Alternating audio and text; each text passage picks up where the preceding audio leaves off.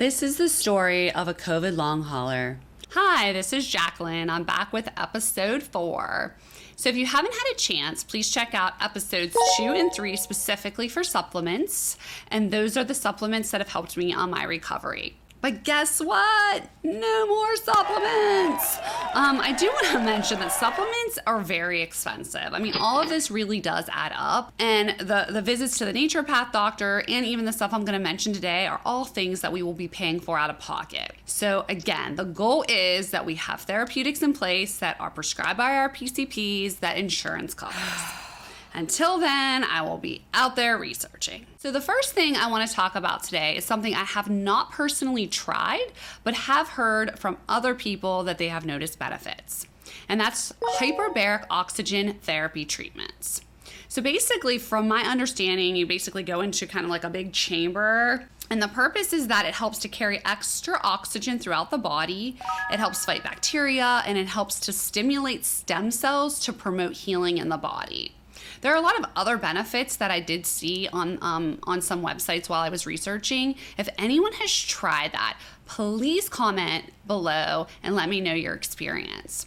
I'm sure you have to do multiple sessions of that, so I'm not sure what would really even be recommended. I'm sure it's based on your symptoms, but just curious to know how that works. The second thing is something that I did invest in, and that is an infrared sauna. Yes, they are very expensive, and of course that's not realistic for everyone, and I'm sure that you can find infrared saunas in your area. But overall, COVID aside, saunaing offers a lot of benefits, especially the infrared saunas. They have different lights in them that address different areas. I mainly use it to address inflammation and to help the lymphatic system. It also can address bronchitis and asthma. It helps detoxify and eliminates impurities from the bloodstream. And again, there's different lights, and I'm gonna actually take you on a little tour of my sauna to show you. If you're wondering what's behind me when I do my videos, is actually this infrared sauna. So I'm gonna show you guys, each light has a different benefit. I tend to go with the violet one because it addresses inflammation. The link will be in the description below about which light addresses what areas of your body. I usually put it on about 20 minutes before I go in, so it has a chance to heat up to the preferred temperature. I do anywhere between like 130 to 140, depending on how I feel that day. Matt Justice is also on YouTube, and he does great reviews of all types of infrared saunaing and what offers the most benefit. So definitely check him out if this is something that you're interested in doing.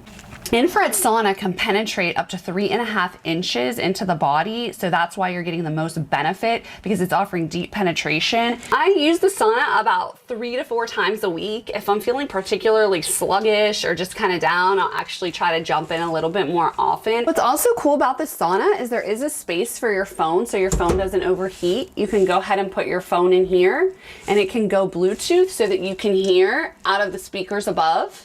I come in here a lot, and I do a lot of my COVID research in here, put on different podcasts, just trying to figure out what is actually going on in our bodies and to find different therapies that can help us. So hopefully this helps give you some information on infrared sauning. I'm sure you could look up a place in your area that offers it, or you could just buy your own, because all the money you're spending on supplements isn't enough. The saunas can get really hot. I mean, you can put it on what you can tolerate, but they can get up to about 160 degrees. So you do have to be careful with how hot you make it and how long you stay in. Another thing is just to really make sure that you're very hydrated, because you really can sweat a lot, and especially if you have low blood pressure, you get dizzy easily. You do want to be careful with that. The next thing is something that I just kind of came across, didn't buy it for myself. We bought our kids a trampoline, and they actually use it as a diving board to jump into our pool. I noticed it was a fitness trampoline, so I started to just look up the health benefits of trampolining. And it actually does enhance your lymphatic system and can remove toxins from the body, and it's very easy on the joints.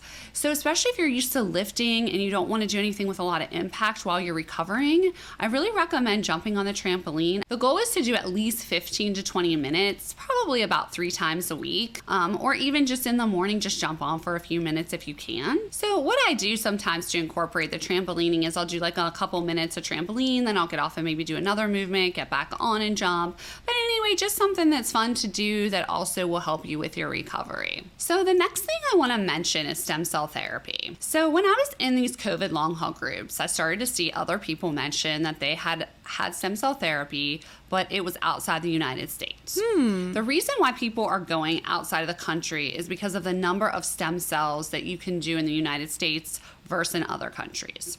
So of course I like to investigate. I got a hold of a representative at a company called BioAccelerator. So as we were talking, he was explaining that their treatment center is actually not in the United States. When I contacted them, I was not aware of that.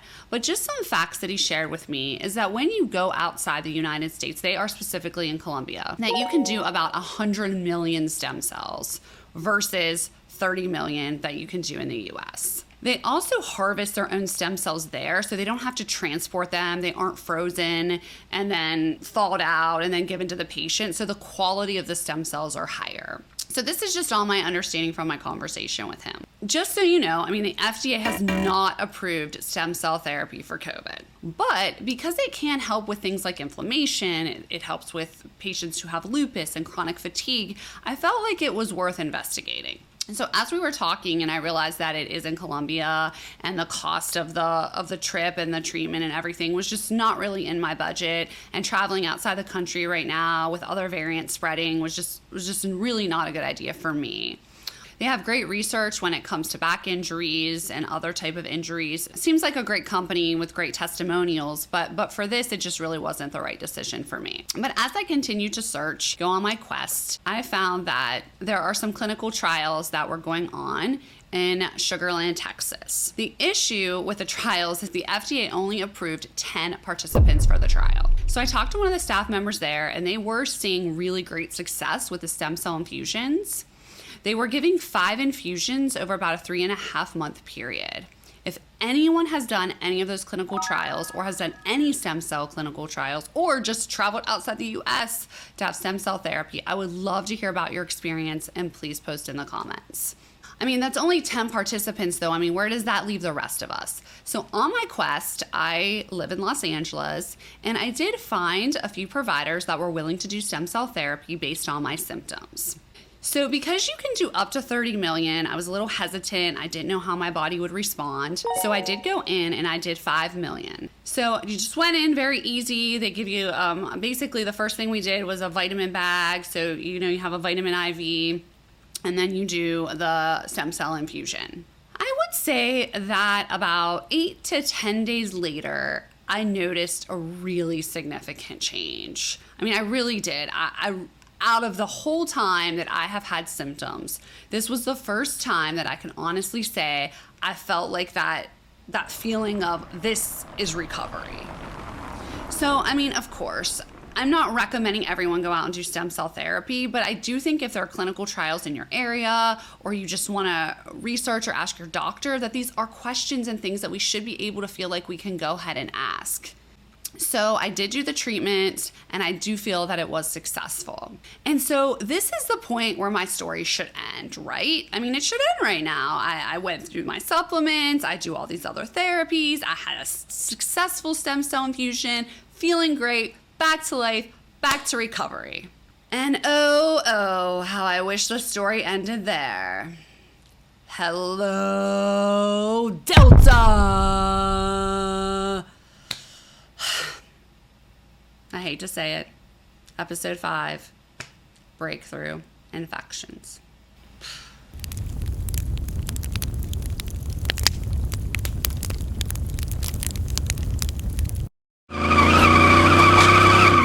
Smash the like button. Don't forget to subscribe.